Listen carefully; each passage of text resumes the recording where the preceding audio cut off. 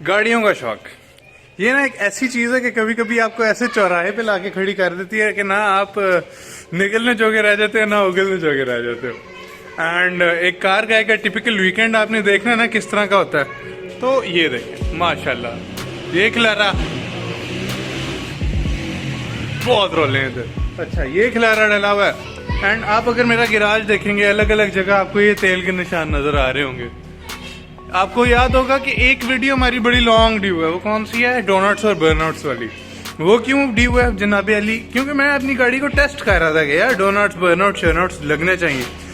तो जिस दिन से मैंने अपना डिफ वेल्ड कराया ना, उस दिन से मेरी गाड़ी ने पूरा गैराज पेंट कर दिया। तो आज मैंने कहा कि यार इसको लगा चढ़ा दे जी। जैक स्टैंड तो है नहीं, मेरे पास 2 स्पेयर रिम पड़े थे, उनके ऊपर गाड़ी चढ़ाई है। टायर मैंने खोल लिया है। एंड अब हम देखने लगे हैं कि यार लीकेज हो रही है तो क्यों हो रही है।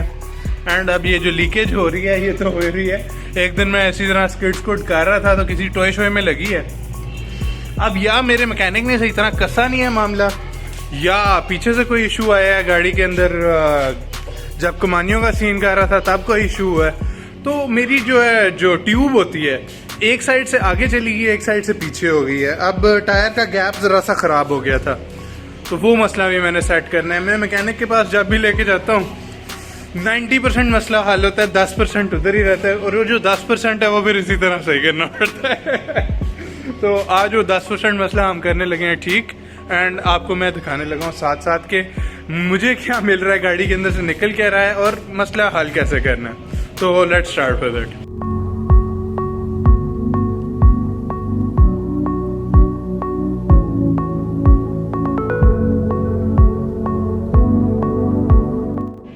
तो ये जनाब ये हमारा पड़ा है रॉड और ये हमारा जैक लगा हुआ है। एंड वो नीचे हमने, जैसे मैंने आपको अभी थोड़ी देर पहले दिखाया, 2 रिम्स रखे हैं ताकि ना गाड़ी वो ऊपर ही ना आ जाए मेरे, क्योंकि ये जब काम करना है। इसके बाद आप ये खिलारा देखें, ये खिलारा क्यों डला हुआ है? क्योंकि मुझे ये गोटी नहीं मिल रही थी। मैंने गोटी अपनी रखी तो हुई थी संभाल के, लेकिन बस वो होता है ऐसे, जब आपने कोई चीज़ ढूंढनी होती है तब नहीं मिलनी होती।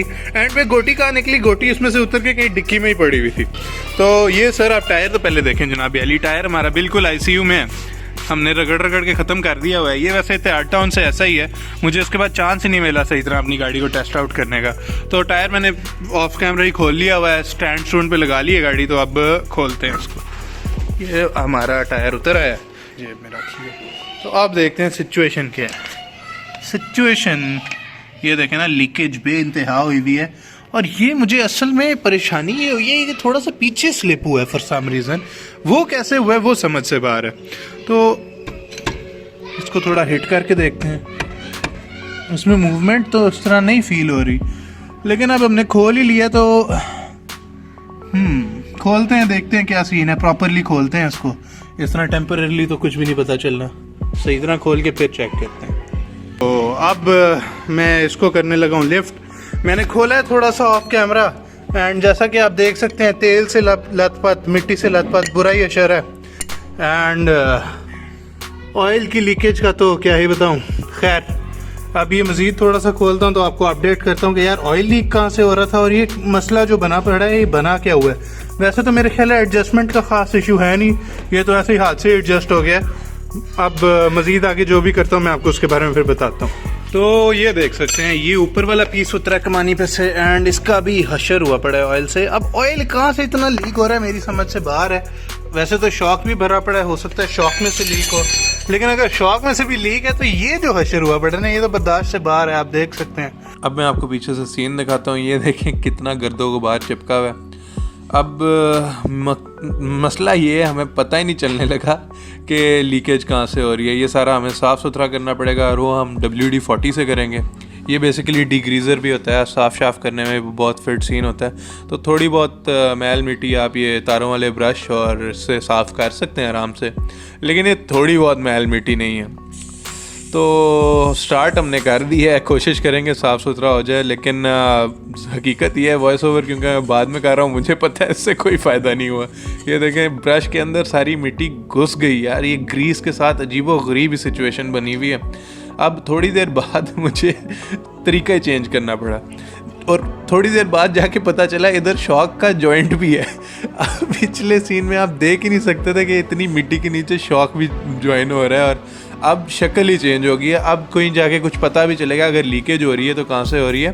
और ये सिर्फ तारों वाले ब्रश से नहीं साफ़ हुआ, तारों वाले ब्रश से मैं बड़ी देर लगा रहा हूँ, ब्रश काम ही करना छोड़ गया था, एंड हमें फिर पेचकस का इस्तेमाल करना पड़ा ये करने के लिए। एंड अल्हम्दुलिल्लाह साफ़ सुथरा हो गया था, एंड अब हम फाइनली इसको एडजस्ट करने की तरफ आ सकते हैं। तो ये है कि मैंने बड़ी देखी है, बहुत कोशिश की है, मुझे समझ लगे क्या इशू है। फाइनली मैं इसी कंक्लूजन पे निकला हूँ, और तो कहीं से मुझे लीकेज नज़र नहीं आई।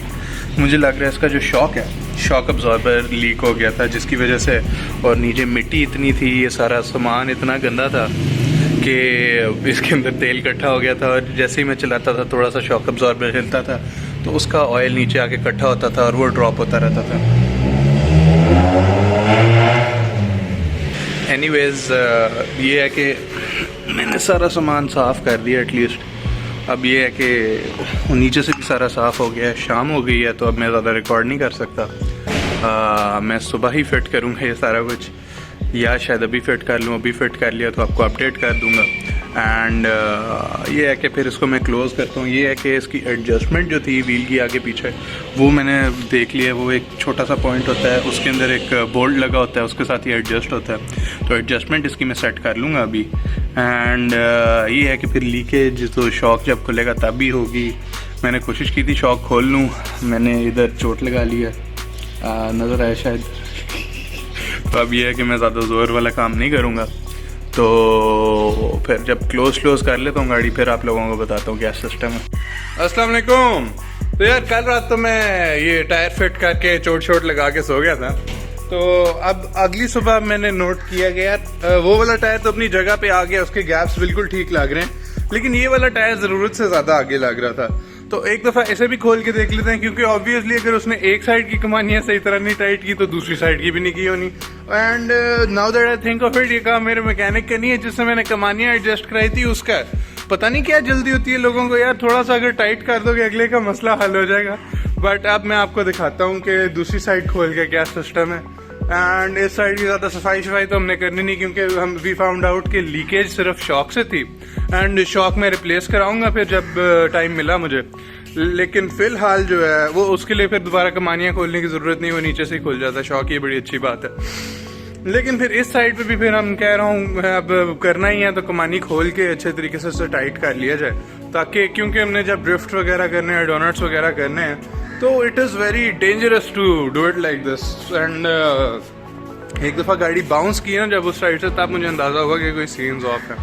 तो मैं ये वाला टायर अभी खोलता हूँ और फिर आप लोगों को बताता हूँ इधर क्या सीन निकला। तो खोल लिया हमने, और यहाँ की हालत उस साइड की आधी भी बुरी नहीं है। उसकी रीज़न ये है कि इस साइड पे तेल नहीं इकट्ठा होता रहा। तेल क्या करता है, वो मिट्टी को भी इकट्ठा करता है अपने साथ, एंड अगर वो देखा जाए तो तकरीबन सेंटर्ड है। ये थोड़ा सा आगे पीछे ज़रूर है क्योंकि वो टाइटेड नहीं था सही तरह। तो हम इसे एक दफ़ा खोल के अच्छे तरीके से टाइट कर लेंगे एंड हमारा मसला यहाँ पर हल हो जाना चाहिए। शॉक अब्जॉर्बर तो वैसे इस साइड का भी लीक है, अब उस साइड से और लीकेज वगैरह हुई है या नहीं हुई है ये तो मुझे बाद में ही पता चलेगा। वैसे उधर जाके देख सकता हूँ मैं, पता चल जाएगा। और अगर उस साइड से लीकेज हुई है तो, और अगर लीकेज हुई है तो उसको फिर और नोट करेंगे हम। वैसे तो हुई लग ही रही है, या शायद वो पुराना ऑयल है। वैसे इतनी खास लीकेज मुझे नहीं नज़र आ रही, तो which is a good sign and bad sign at the same time. गाड़ी चलाएंगे तब असल पता चलेगा यार लीकेज की क्या पोजीशन है। फिलहाल दूसरी साइड को टाइट करते हैं एंड देखते हैं क्या बने। वैसे ही आज जिस मिनट मैंने अपना डिफरेंशियल वेल्ड करा दिया था तो ये समझो इट वाज गॉन, ये डिफरेंशियल फारिग था। अब ये है कि डिफ सारा इंशाल्लाह कभी किसी टाइम चेंज कराएंगे। फिलहाल तो इसको एज अ स्पेयर डिफ ही ट्रीट कर रहा हूँ। इसके ऊपर जितनी बदतमीज़ी करनी है वो करेंगे। तो इसकी ज़रा ब्रेकों का, ड्रमों का भी सीन ऑफ है, तो एक कंप्लीट डिफ लेंगे ड्रम समेत ना, जिससे हमारा सीन बहुत यस हो जाएगा। तो फिलहाल तो इसको चलाते हैं। ये बेसिकली वही डिफ है जो इस गाड़ी के साथ तब का लगा हुआ था जब ये गाड़ी खड़ी हुई थी। तो फिलहाल इसको खोलते हैं एंड आगे देखते हैं क्या सीन है। तो एज आई सेड, इस साइड का जो सारा निज़ाम था उसकी कंडीशन दूसरी साइड की आधी भी नहीं ख़राब थी। एंड एक मुझे यहाँ पर चीज़ जो नज़र आई, ये आपको ऊपर नीचे ये ऊपर ये बम्प सा नज़र आ रहा है, ये बेसिकली डिफ की ऊपर वाली साइड पे ना फंसता है, जो कि उसको सेंटर करके रखता है। जिसका मतलब ये वाली साइड जो आगे पीछे हुई थी, that was purely based on the movement on these two parts, not on this. Diff अलहदा नहीं हिल रहा था, दूसरी साइड पे डिफ थोड़ा सा पीछे स्लिप कर गया था। खैर वो भी ना होता अगर सही तरह टाइट हुआ होता, लेकिन उसके ऊपर ये बम्प ये भी नहीं एग्जिस्ट कर रहा था, मेटल का ये जो पीस है जो कि उसे सेंटर करके रखे। एक और चीज़ जो नहीं एग्जिस्ट कर रही थी वो ये वाला रबर था। वैसे तो इसका खास इशू नहीं था, ये basically metal to metal contact से बचाता है, लेकिन this also helps in centering the diff. तो मुझे लग रहा है विद टाइम हमें कुछ उस साइड पे मॉडिफाई करना पड़ेगा, क्योंकि फॉर सम रीज़न उसके यू जॉइंट्स भी ना, मेरे ख्याल है उस साइड पे एक ये बड़ा एक्स्ट्रा डला हुआ है, जिसकी वजह से ना वो ये कॉम्प्रोमाइज़ मेरे ख्याल है मेरी नॉलेज में नहीं था कि किया है, लेकिन वो कमानी वाले ने हरकत कर दी। मेरा ये मसला है कि मैं ट्रस्टिंग बहुत हूँ, जैसे जैसे लोग करते जाते हैं मैं करने देता हूँ, मैं ज़्यादा सुपरवाइज नहीं करता, एंड इन दी एंड ये रिजल्ट निकलता है। तो मुझे भी विद टाइम अपनी आदत चेंज करनी पड़ जानी है, और विद टाइम मेरा ख्याल है अभी से चेंज करनी पड़ेगी। तो बात ये मैकेनिक हज़रात के ऊपर ज़्यादा ट्रस्ट ना किया करें, वरना यही आपके साथ हुआ करेगा जो मेरे साथ हो रहा है, हाथ काले। और वही जो काम पैसे दे के कराना था उसमें फिर मुझे खुद बाद में खोल के करना पड़ रहा है। लेबर देने का क्या फ़ायदा ऐसी सिचुएशन में। खैर दैट इज़ अनदर स्टोरी। लेकिन अब क्योंकि हमने खोल लिया है, इसको ज़रा टाइट करके सही तरह सेंटर करके हम लगा लेंगे, तो इंशाल्लाह हमारा ये जो डिफ की मूवमेंट का मसला है ये ख़त्म हो जाएगा। तो अभी वैसे मैं आपको दिखा देता हूँ पोजीशन अंदर से क्या है। नॉट बैड है, ठीक है, कमानियाँ गुड है, टूटा वूटा कुछ नहीं हुआ, टाइट है अपनी जगह पे सारा। दूसरी साइड से तो बेहतर लग रही है ये, इवन दो डर्टी है, आप लोगों को शायद बेहतर लग रही हो ना लग रही हो, दैट इज़ अनदर स्टोरी, लेकिन इनकी कंडीशन ओवरऑल बेहतर है। ये वाली साइड मुझे कम ऑलमोस्ट जेन्युइन ही लग रही है। वैसे तो मैंने लोअर कराई थी गाड़ी, लेकिन पड़े इसके मेरे ख्याल है जेन्युइन ही है अभी इधर। तो फिर मैं साफ़ सुथरा करके इसकी फिटिंग करता हूँ, फिटिंग करने के बाद आपको दिखाता हूँ क्या सिचुएशन है। एंड एट दिस पॉइंट सब कुछ वापस मैंने टाइट कर दिया, एंड टाइट तो किया ही किया। मेरा रैचेट थोड़ा सा आगे से टेढ़ा हो गया है, एंड इसकी ज़्यादा ज़िंदगी नहीं रह गई। इसकी सेहतयाबी के लिए दुआ करें। ये तो फिर एक समझें कॉस्ट इस तरह की है, ये रिकरिंग है, ये तो होती रहनी है। कल टायर खोलते हुए एक रॉड टेढ़ा हो गया, इसी तरह ख़राब हो गया, एक तो टूट गया ना, एक टेढ़ा हो गया, और एक ये आज रैचेट जनाब ये तकरीबन 90 डिग्रीज पे रोटेट हो गया अगर आप इसकी बेस देखें तो। Anyways even after this tight हो गया सारा कुछ बेहतरीन किस्म का। अब मुझे टाइट करने के बाद ये शक पड़ा कि कहीं मैंने ज़्यादा टाइट तो नहीं कर दिया, क्या ये थोड़े से लूज़ होने चाहिए या क्या सिचुएशन है। मैं भी अपने मैकेनिक से कंसल्ट करूँगा, ये बात पूछूंगा कि यार इनको फुली टाइट होना चाहिए, थोड़ा सा ढीला होना चाहिए, क्योंकि इन्होंने ट्यूब को पकड़ के रखना है। वैसे तो जो भी चीज़ है गाड़ी के ऊपर मैकेनिकल वो तो फुली टाइट होनी चाहिए असूलन। खैर पूछूंगा मैकेनिक से। बाकी इसको सेंटर करके अच्छे तरीके से मैंने इसकी पोजीशनिंग थोड़ी सी पीछे करके, अगर आपको आगे से पता चलेगा शायद ना चले, थोड़ा सा सब बैकवर्ड्स मूव किया ताकि दूसरे टायर के साथ बिल्कुल अलाइनमेंट में आए।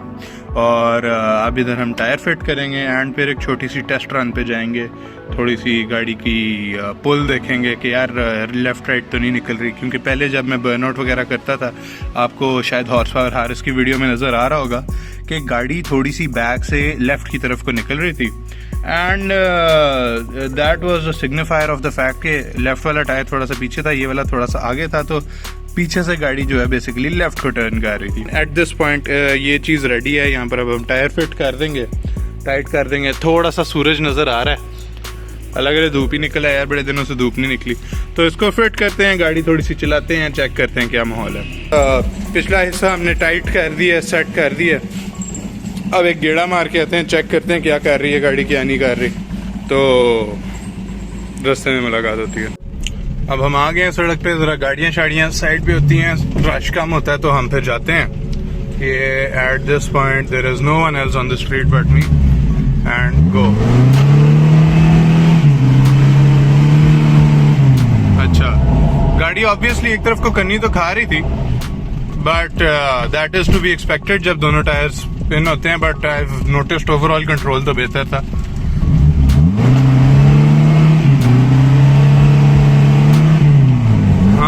बाकी कंट्रोल ओवरऑल बेहतर है, एक तरफ को बिल्कुल ही नहीं निकल रही। एंड पीछे से मुझे कोई एक्स्ट्रा बाउंस और मूवमेंट भी नहीं फील हुई, विच इज लाइक पॉजिटिव हो गया मामला। आई थिंक यही चाहिए था। ये देखे ना, ये है व्हील स्पिन तो फौरन हो रहा है, तो अच्छी बात है। आई थिंक जीत गए हम। चलें घर जाता हूँ और फिर एक कंक्लूजन वाली वीडियो फिल्म करता हूँ। ओके, फिर घर जाके मुलाकात होती है। अच्छा गाइस, तो अब हम वापस आ गए हैं घर और हमारा डिफ के मूवमेंट वाला मसला तो हल हो गया, एक नया रोला नजर आ गया। देखो यार, जब आप डिफ वेल्ड कराते हो आपका मकसद होता है कि दोनों टायर्स इकट्ठे मूव करें। एंड इस तरह मैंने जैक पे लगाई हुई है, हैंड ब्रेक नहीं लगाई हुई, तो असूलन ये टायर नहीं घूमना चाहिए, लेकिन असूल यहाँ पर काम आना जाता है पाकिस्तान में। तो इवन दो थोड़ा सा रिस्ट्रिक्टेड, थोड़ा सा भी नहीं, रिस्ट्रिक्टेड भी नहीं यार, इजी मूव कर रहा है। एंड अगर ये मूव कर रहा होता और दूसरा भी मूव कर रहा होता तो मेरी गाड़ी आगे भाग रही होती। तो अपेरेंटली मेरा वेल्ड भी टूट गया। ये तो फिर जानी मसले हैं प्रोजेक्ट कार्स के, क्या कर सकते हैं। LSD से मुझे लोगों ने मना किया था कि LSD ना लगवाना, क्योंकि वो बेसिकली ट्रैक्शन इंक्रीज करने के लिए होता है, तुम्हारा इंजन नहीं सपोर्ट करेगा। एंड हमारे मैकेनिक ने जल्दबाजी में वेल्ड तो किया था, अब पता नहीं क्या हुआ ये। एनी हुप्स, टर्न्स आउट कि हमारा डिफ का वेल्ड टूट गया है। खैर, वैसे मैं अगर एक बात बताऊं तो मैं डोनट्स और बर्नआउट्स जो मार रहा हूं तो उनके ऊपर दोनों टायर्स घूम रहे हैं। मैंने घर के अंदर टेस्टिंग की है, तो अब now I am very confused कि यार अब करूँ तो करूँ क्या, क्योंकि टायर तो दोनों घूम रहे हैं। वेल्डेड डिफ का मकसद ही है कि टायर दोनों घूमे। एक तरह से मेरा फ़ायदा भी है, एक तरह से मेरा नुकसान भी है। क्या पता थोड़ी देर बाद मेरा डिफ एंड हो जाए, क्योंकि अंदर कोई चूरा होगा जो फंस जाता होगा। ऑब्वियसली जब ऑयल है वो सारा, और तो वैसे लीकेज तो दोबारा नहीं हुई। इसका क्या मतलब है, अब मुझे बाद में पता चलेगा वैसे सुबह तक कि लीकेज हुई है या नहीं। अभी तो खैर लीकेज नहीं नज़र आई, लेकिन मुझे ये वेल्डेड डिफ का समझ नहीं आ रहा मैं क्या करूँ। टायर्स की पोजीशनिंग का रोला था, लीकेज का मसला था, वो हल हो गया। अब दूसरा मसला आ गया, ये कार गाय की जिंदगी है, ठीक है। ये मसले जो है ना, ये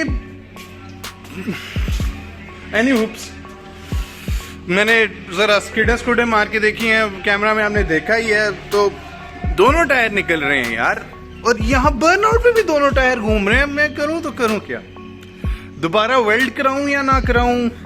क्योंकि अगर वेल्ड कराया तो उससे क्या होगा कि जरा ना मूवमेंट बढ़ जाएगी, ज़्यादा जल्दी निकलेगी गाड़ी वेल्डेड डिफ पे। लेकिन इस तरह गाड़ी निकल तो रही है। अब यार ये तो डोनट्स मार के पता चलेगा कि गाड़ी कैसे परफॉर्म करती है। लेकिन आई हैव अ हंच के यार सीधी खड़ी हुई तो दोनों टायरों पे बराबर लोड कर लेता है, लेकिन जब घूम रही होगी तो टायरों के ऊपर लोड डिफरेंट होगा, एंड तब ये दोनों टायर नहीं घुमाएगी। इवन दो अभी मैंने 2-3 जगह इसको बड़े वायलेंटली इवन दो करके देखा है, तो दोनों टायर्स ही घूम रहे थे। Very confused. आप लोग मुझे बताएं कि मैं क्या करूं, डिफ दोबारा वेल्ड कराऊं या ना कराऊं। अभी जो मेरा फायदा है कि भाई टर्न करते हुए भी दोनों टायर अलग-अलग घूम रहे हैं, और जब मैं इसको पुश करता हूं तो जनाब दोनों टायर इकट्ठे लॉक हो जाते हैं। इसी तरह चलाता जाऊं, जब ये डिफ खत्म हो जाएगा फिर एक बार पक्का वेल्ड कराऊं, क्योंकि ये है कि बेड़ा गर्क तो हो गया होना है अभी तक डिफ का काफ़ी ज़्यादा। एनीवेज, ऑन दैट नोट आज की वीडियो करता हूँ एंड। इंशाल्लाह फिर मुलाकात होती है, ये वीडियो अपलोड होगी ट्यूसडे को, फिर मुलाकात होती है थर्सडे सुबह 10 बजे, एंड उसके बाद मुलाकात होगी सैटरडे सुबह 10 बजे, क्योंकि मैंने अब अपना फिक्स कर लिया upload schedule. Tuesday, Thursday, Saturday video आया करेगी। एंड एक फिक्स शेड्यूल से ये फ़ायदा है कि वीडियोस भी रेगुलरली आती रहेंगी, और आप लोगों को भी पता होगा कब वीडियो अपलोड हो रही है। एंड चलो फिर ओके। ये एक्सपेरिमेंट जो करना था कर लिया, चोटें जो लगानी थी लगा ली। ये अभी भी अंगूठा आप देख सकते हैं, काफ़ी जख्मी है। Anyways, that's all for today, take care, अल्लाह हाफिज़।